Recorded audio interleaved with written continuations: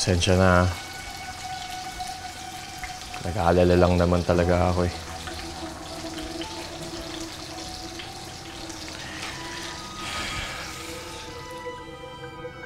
Sorry na.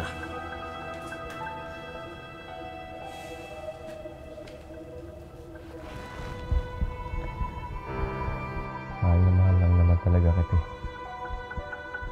Nag-aalala lang ako na baka kung anong mangyari sa'yo. Alam mo naman, nangako ako sa tatay mo na aalagaan kita na mabuti, di ba?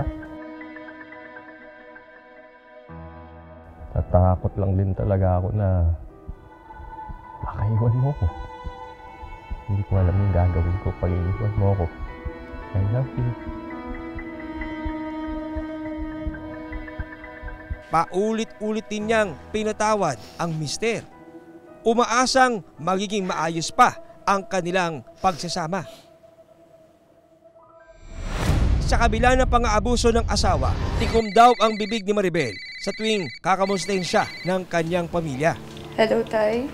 O anak, bakit ganyan ang boses mo? May sakit ka ba? Wala po. Pagod lang po sa trabaho.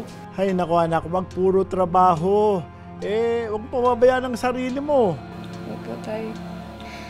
Napatawag ko. Sa mga sakit at bugbog na tiniis ng kanyang anak. Kamusta kayo dyan?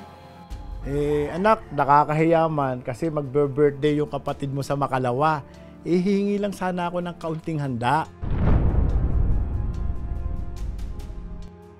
Walang sinasabi. Marinig ko lang sa mga kapitbahay sa amin nga pinagbintaan na siya. Sa pagdaan ng mga taon, lalong titindi ang pananakit ni Michael sa kanyang misis. Ha?